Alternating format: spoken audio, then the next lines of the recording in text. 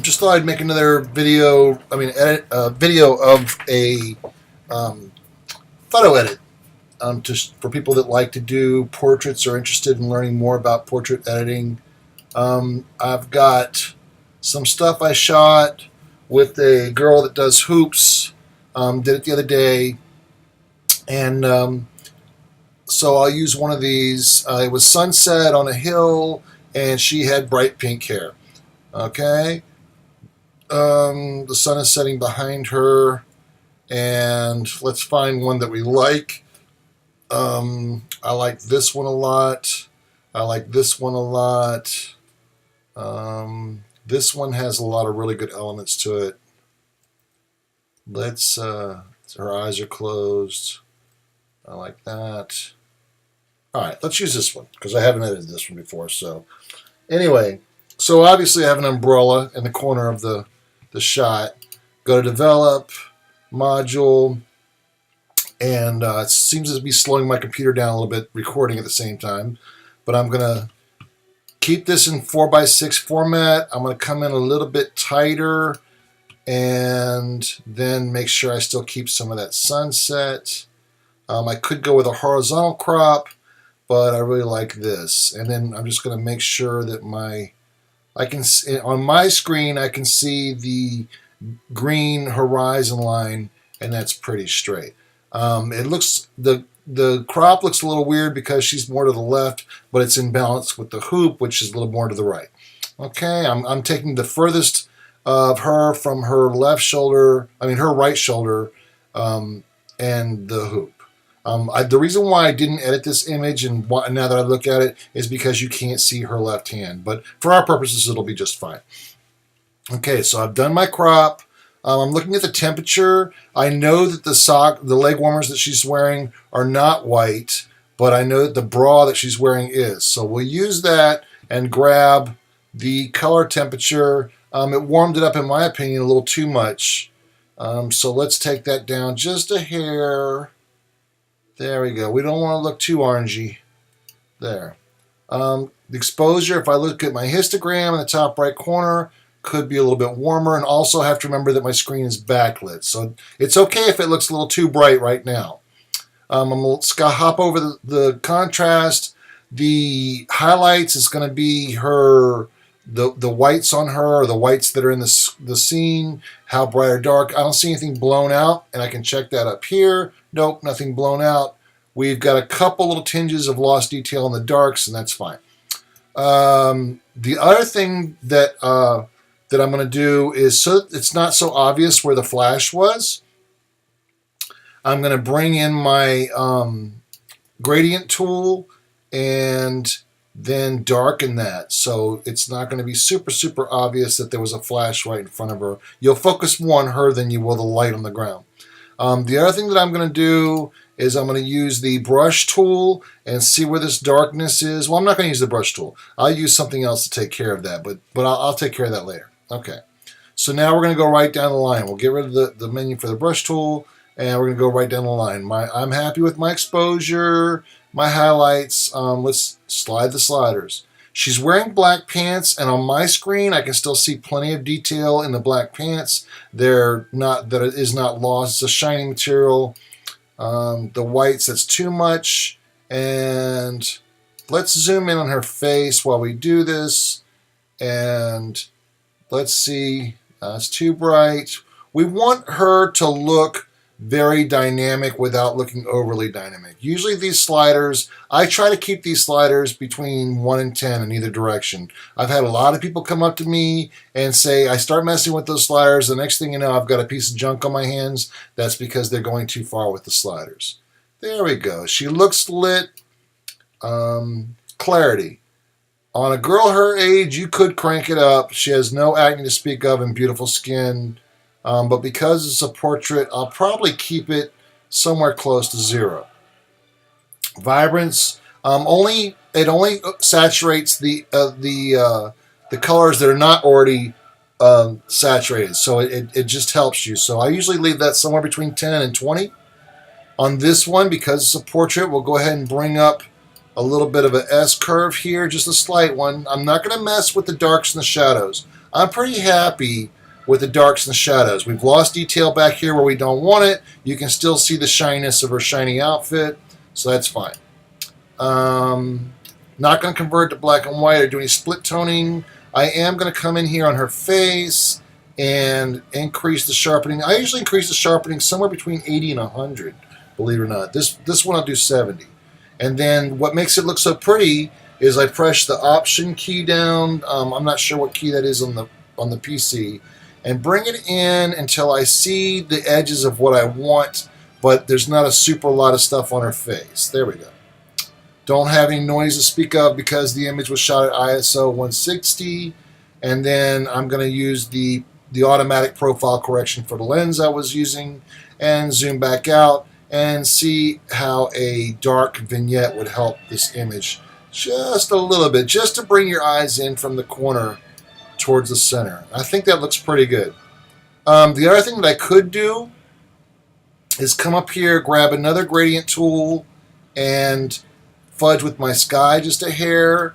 I don't really want it to detract from her, so I might be tempted to darken it, or at least leave it alone by double-clicking this. It'll take it back to what it was. I've already increased the contrast and the clarity up there. Let's bump up the saturation just a bit, just to give some even temperature to it. There we go. So we've got reds, we've got blues, and we've got greens in our image. And let me take the exposure up just a little bit. Just a little bit. There we go. That's about a half a stop. Okay. So now that's straight. Close that tool, and we're ready to move on to the Photoshop portion. And I might leave this where it was, except there's a couple things, and I'll show you when we get there. I see one right now. It's pretty obvious. It's in her armpit.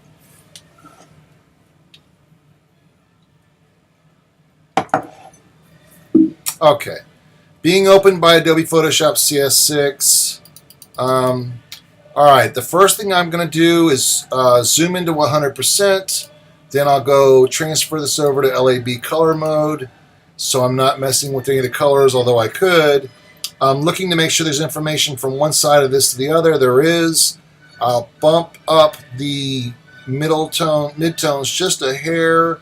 And is that her gum or her teeth? Anyway, what is that? Anyway, all right, so that's that. I could do a levels adjustment, or excuse me, a curves adjustment, just to give a little more contrast. I found that when I do this, it just adds a little more contrast to the image, which is fine. We're going to take it back to RGB and create 3 copies of the layer. Now, this is something Scott Kelby taught me. Use the healing brush tool, and I'm just going to clean up right here around her eyebrows. I'm sampling from a good patch of skin and then getting whatever this irregularities are right here. She's got some weird color happening at the corners of her mouth. Let me use the bracket key to increase my brush size, go over whatever that is. It looks like a scab, and let's just get rid of that. Okay, now I'm going to grab a healthy patch of color, use my brush in normal mode at 20%. And all this is going to do, and I'm going to use a fairly large brush, and it's just taking that darkness out of the corners of her mouth. I might also use a big brush right here and just lighten that side of her nose so the shadow's not so heavy. Now I'm going to push D for default, switch it to white, get my brush, and this time I'm going to go to overlay mode at 20%. I'm going to make a nice tiny brush, and this is where I'm looking at her eyes. Her eyes are nice and white.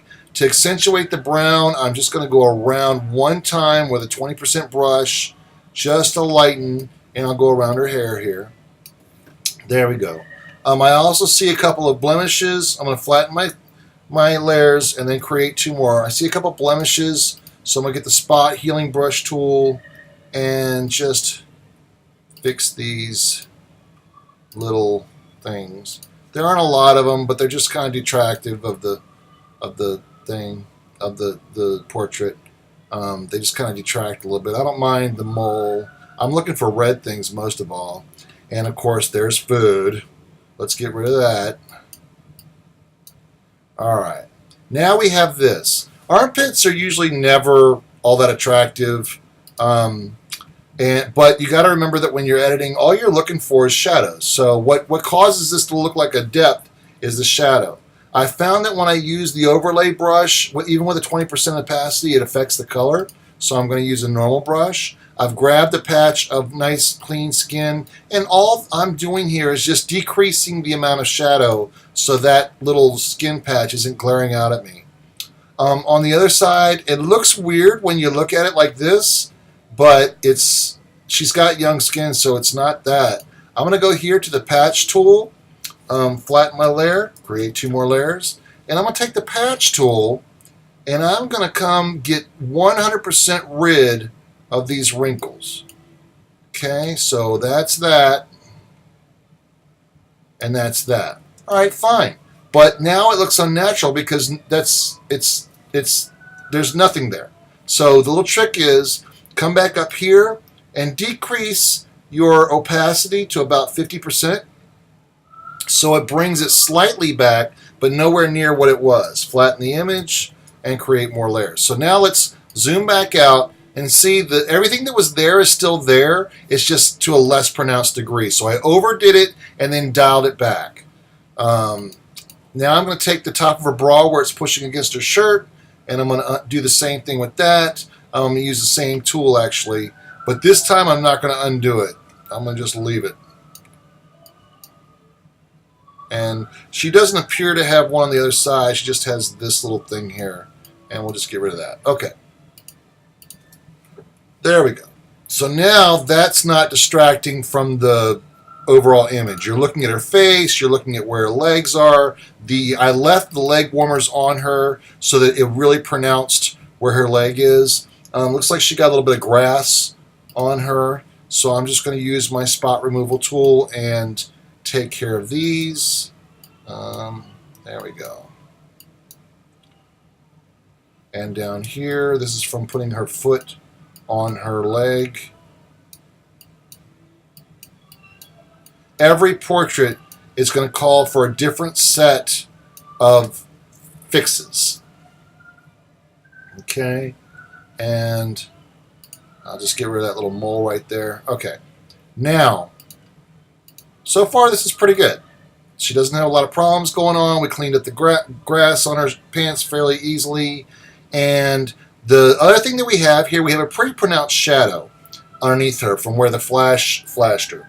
So I'm going to flatten it.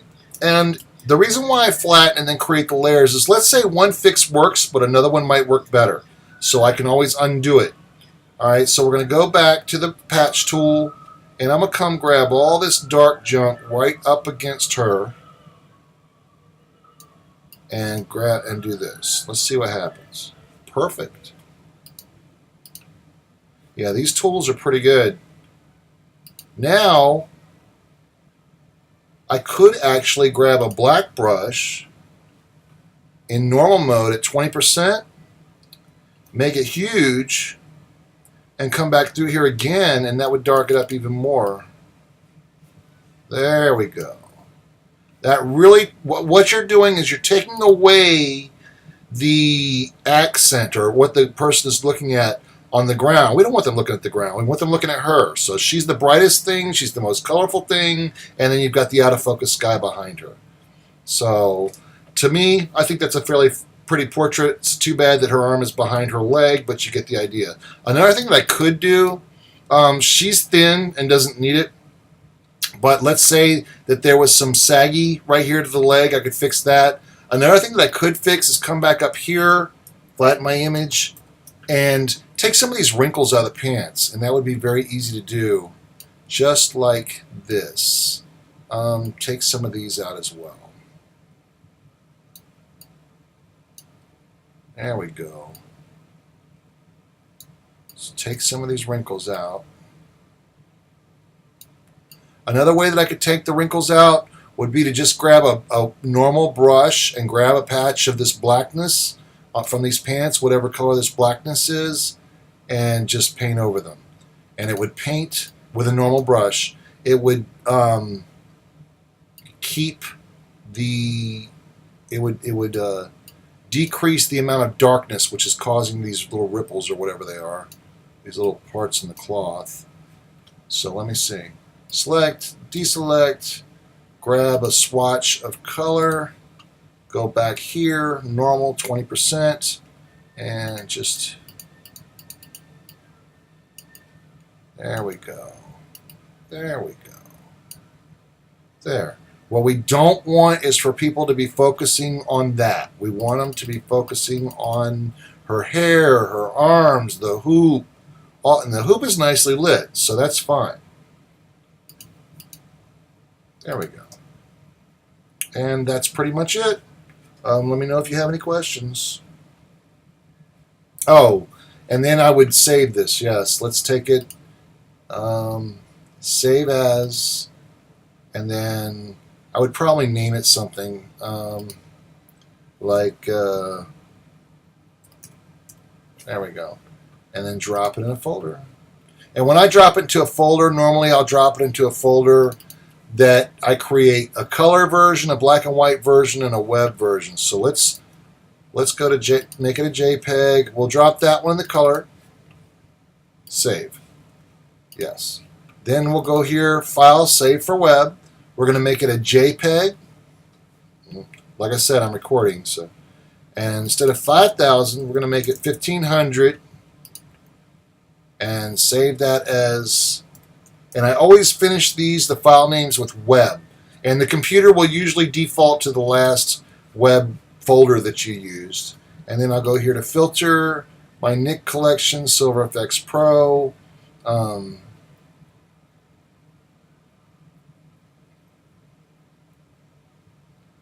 And I'll look through these, see which one I like the best, and then okay, let it do its thing.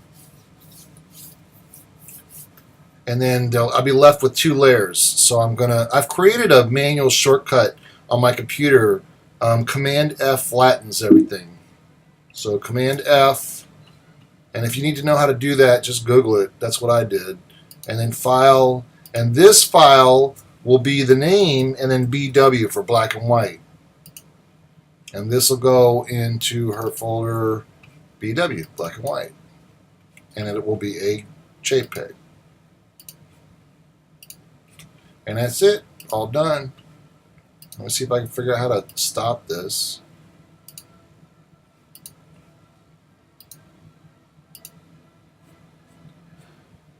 Maybe not.